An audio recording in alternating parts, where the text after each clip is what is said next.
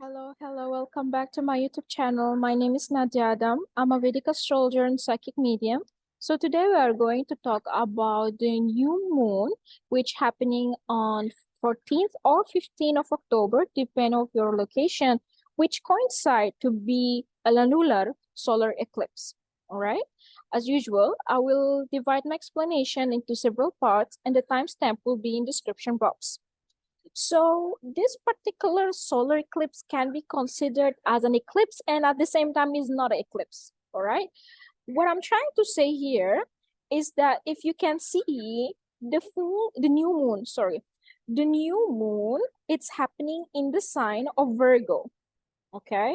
So you can see here, sun, moon, and Mercury, three of them are in the sign of Virgo, but it's quite close to Ketu, which is in 0 degree of Libra, all right? Which is in the second house of Libra from a Virgo. It's conjunct Mars. So as much as it can be considered as an eclipse, but yet it's not actually eclipse. But definitely this will give us the energy or the manifestation of two signs, all right, which is Virgo and Libra. The thing is that Ketu right now, as you can see, obviously it's 0 degree of Libra and it's on the verge of the sign. When the planet is on verge, usually it's considered to be kind of powerless, all right? You can consider like 0 to 5 degrees or 0 to 3 degrees as a baby. That's mean Ketu here still kind of trying to comprehend and understand whatever it's supposed to do, all right?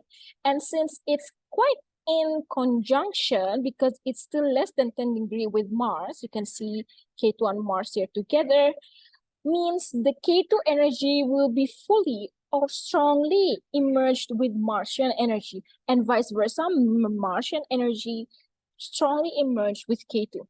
So when we have Ketu and Mars together here, I consider this as an energy of cut, or like a scissor, or knife, whatever you want to call it, all right?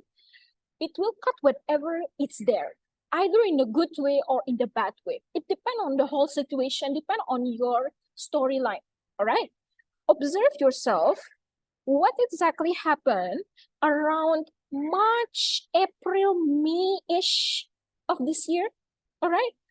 To be more particular, it's April and May, okay?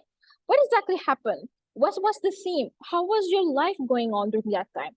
Perhaps the same theme, the same incident, or the same scenario will start to open up again because something is just not end yet. Something is just need to be cut properly, but it didn't yet. All right. Again, it cuts in the good way, it's cuts in the bad way. It depends on how your life been in the last period. All right. Okay. So this is one thing going on. The second thing going on, we have a cluster here of Sun, Moon, and Mercury together. Forget about the eclipse. Let us talk just about whatever going on here as Amavasya, right? So what is Amavasya? Means when the moon is in the darkness, which means it's invisible. Which also means the Sun and Mercury will take a charge of moon. The mind, emotion, or the way how we see things in the logical perspective during this time, it can be absent. All right? What the charge here, or the one who's going to take a charge, is Mercury and Sun. What's it's going to manifest, since it's actually in the sign of Virgo? It can consider as restructuring, or recreate, or rebuild, all right? Whatever it's been there out of logic, and I start to think about it logically. Let's say, for example, I am very much upset from someone who is supposed to be my business partner. I'm giving a random example, okay? This is not me. I am very upset from my partner here, my business partner, and emotionally, I feel very irritated, and I just want to break the partnership, right? Because moon here is just absence. So that's mean I am going to think and act according to Mercury and Sun Now I start to maybe take actions and decisions out of impulsiveness sometimes, or out of logical and common sense. Into which polarity is it? It will depend on the whole chart or the whole situation. In the extreme polarity, it can mean that I will just gonna cut this partnership without thinking about it. In another polarity, extreme of it, I might cut the relationship, but at the same time, I want benefit from it. The cutting element, it will be there. Okay, just to keep that in mind. Cutting element, it will be there because of Mars and Ketu. Because we just cannot really observing Virgo without considering like, hey, we have Ketu and Mars here going on also. And by the way, if you notice, okay, just let me delete this. So if you notice that the new moon is happening in 27 degree of Virgo, all right? Ketu is sitting actually in 0 degree of Libra. That's mean the difference between them is only 3 degree. Okay, both of them is happening still in Chitra.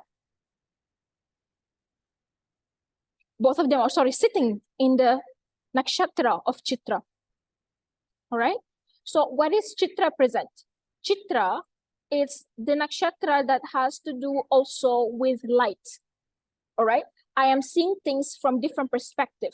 If you know the animal that presents Chitra is a tiger, a female tiger to be more particular. Female tiger, if you observe, she can see and hunt actually in dark. As far as I understood, also the female tiger only hunt in dark. All right, that means she can see things that other animal cannot see. So in this way, she can catch whatever she's supposed to catch and have it. Okay, so this means there are some aspect maybe we really do not know about ourselves, about people, which most probably it's about people because it's a Libra, that we will need to take an action and decision about it and recreate and restructure because of the Virgo. I always tell my client and my student that you have to watch out when it comes to Virgo sign, Libra, and also Pisces. Coincidentally, these 3 signs, all of them are kind of activated during this period. All right. Why I'm saying that? Because if you come back to Libra, Libra is represented by a scale, which means two-sided, that I need to balance out. Two-sided, I need to balance out. You will see people who have a strong Libra, they will try their best to make everyone happy, make everyone satisfied. I want everyone to feel good about themselves, about me. But it just never happened, or it just very hard to manifest it 100%, because it's just the matter of Libra. I want to just balance 2 sides, but I won't be able. That's the karma of Libra. All right. And we have Virgo. Virgo sign will always involve and has to do with issues and problems. You will see people who have a strong Virgo sign in their chart. They are master in solving problems and issues. Like there is no issue comes to them, on always somehow, some way they will find a way to get out of it. Okay, so it's almost the same theme right now start to open up, as if like I was trying my best to balance something, or to make something work, or to make something to get into peaceful state, but somehow I am unable to do it, and I need to cut, or I need to end whatever that problem, or whatever that thing which bothering me much, and just start and have a new beginning. You can, again, it depends on your situation and condition. It can be in a good way, you can translate it in bad way. But at the end, there is nothing called good and bad. Everything will happen according to God's willingness. That's the first thing. Second thing, what is the best for you, right? So this is one thing that's going on. Let's now talk about Saturn. Okay. So we have here Saturn is sitting in the sign of Aquarius, all right, retrograding since few months now, sitting, they are not doing much, not doing anything, which is cool. But if you notice, it's aspecting actually Rahu and Jupiter, which is in the sign of Aries. obviously, because we are having Amavasya, all right, or solar eclipse, right? Rahu Ketu axis will be highly and heavily activated. Saturn aspecting Rahu with Jupiter in the sign of Aries means our mindset, our emotional, logical aspect may start to shift, may start to change, which means also your energy towards certain things, certain matters, even towards people in particular. Because hey, this whole eclipse is about Libra, all right? It will start to change, which could be the reason or which could be the trigger why you will take a different path right now in order for you to manifest a new beginning. Another thing, which is the last point I will mention here, it's not necessary that mean you will get into that transformation and oh my God, some change, some catastrophe will happen during this time and so on. I really do not think so. But whatever going on here, it will start to become an open window until 29th, which we're going to have a major lunar eclipse during this period, which will be the full moon, all right? So that's mean between 15 to 29, this is quite pretty much a critical period where everything and anything can happen. It's like expect unexpected. Eclipse is the energy where you really cannot control it as much as you want to control it. It's a destined point in our chart, in our life, where we will operate according to whatever God gives us during that time. All right? The only thing that you have in control is the strength, and always choose what's the best for yourself, because we have Rahu and Jupiter. Look, always, I always saying that. Focus on Rahu. Where is Rahu? You want to satisfy Rahu, not to run away from Rahu. If you run away from Rahu, that means you're going to repeat again the same thing, the same cycle, the same karma. Rahu is giving you a direction like, hey, you need to focus on this because I didn't fulfill it and I want to fulfill it during this lifetime. So do not run away from me. Otherwise, you will repeat the same thing. Okay? So I think that's it. And if we are talking about Venus here, Venus, because again is dispositor of the Libra sitting in the 5th house. It's again shows the strong theme has to do with relationship, partnership, especially, and in particular, romance. All right. Again, if you've been, let's say, for example, in the quite critical kind of situation with your husband, with your spouse, or with anyone in your life, all right? You might expect yourself to take a drastic decision, either you or the person, okay, during this coming eclipse, or it will start to get fulfilled or full picture until 29th of October. Venus here is actually in quite good placement, all right? Although the dispositor here is in Virgo, but still, Venus by itself, it's quite good. Venus here shows that the person will have more compassion, more emotion, and more connectivity with themselves. All right? That's mean, again, whatever action, decision I will take, it will be based on what do I like, what do I love, what I am actually expecting from people and from myself, because I love myself. I want to take care of myself. Maybe because whatever is going on is not serving me anymore. It's all about I, me, myself. Okay?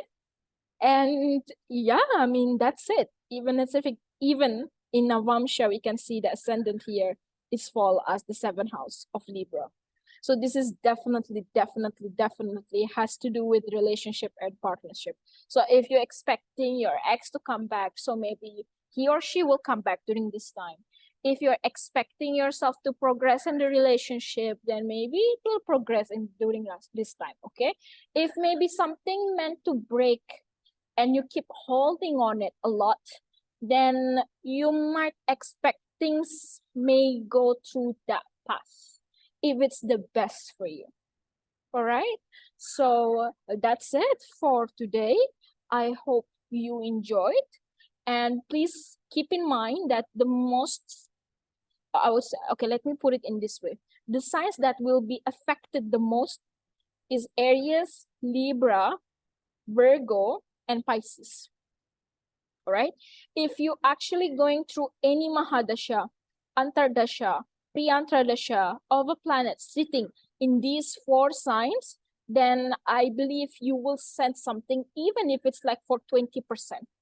Not necessarily that something will happen to you, but energetically you will start to sense uneasy, grumpy, or maybe your energy also could change to become much more cheerful, much more joyful and happy. All right. Depend on your personal chart, I would say. Okay. So thank you so much for your time. Thank you for listening. Wishing you all the best and happy new moon, everyone. Bye.